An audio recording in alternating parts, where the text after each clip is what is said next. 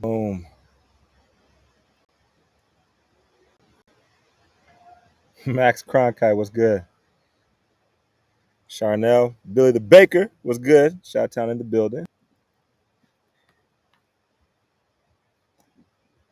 Let me see. I have to move this way. I'll get blacked out by the sun behind me. Y'all see me okay? Block the sun with my big ass head. Yeah.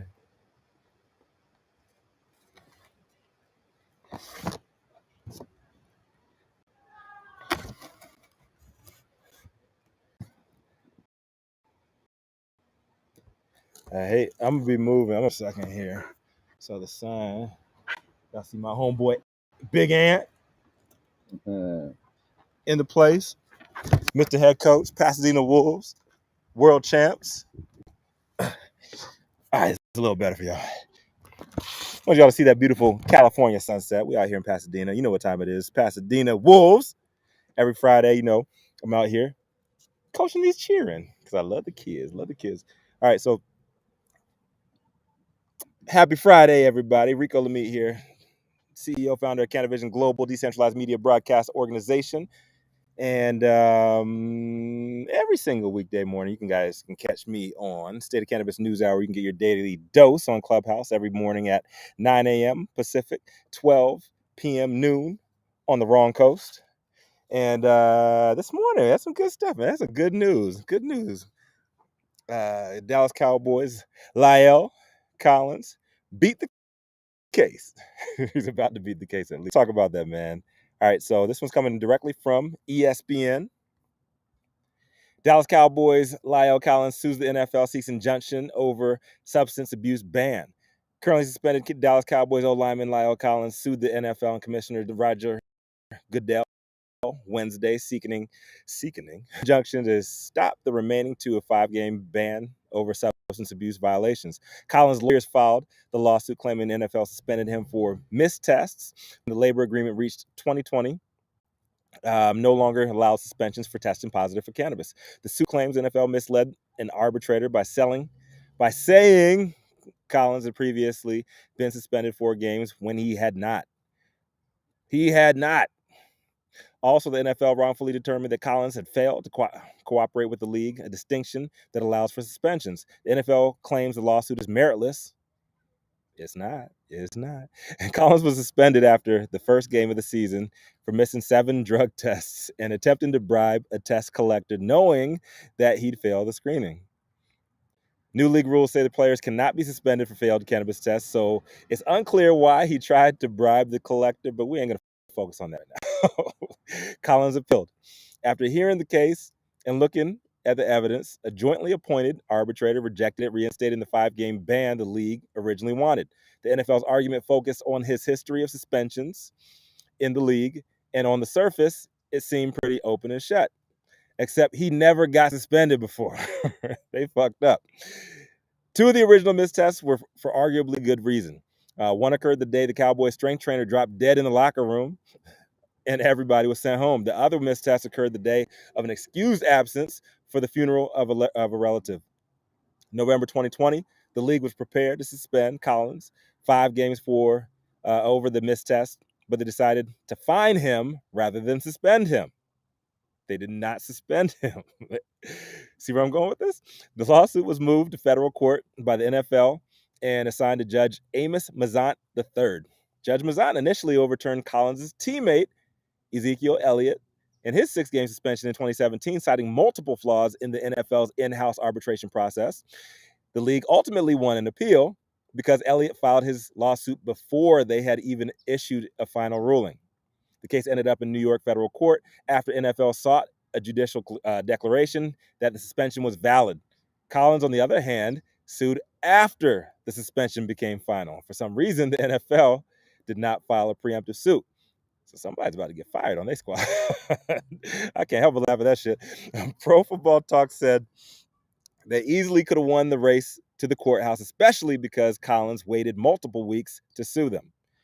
If the league sued New York, precedent created in cases arising from prior situations with Ezekiel Elliott as well as Tom Brady suspensions could have helped the NFL prevail, but they didn't. NFL's representation to the arbitrator that Collins previously was suspended 4 games when he was not. The arbitrator cited that inaccuracy in finding that a 5-game suspension was a reasonable and proper next step. Collins' legal team said that the league announced the suspension with another appeal pending, violating the confidentiality clause in the agreement between the league and the NFLPA over substance abuse policies.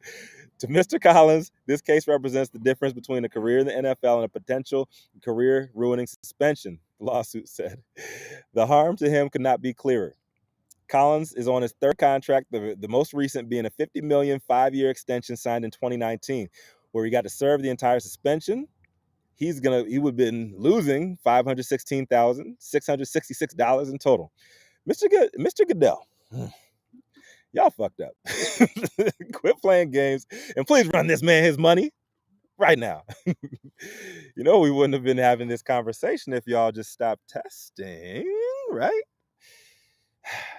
Love to hear what y'all got to say about this one. This is hilarious. What up, Dad, baby? Billy the Baker, what's happening? Katrina Palmer, what's good? Miss Talion, what's popping? East LA in the building. East LA is in the building. I'm in practice. Actually, not because we got kids there, so I don't know who you are.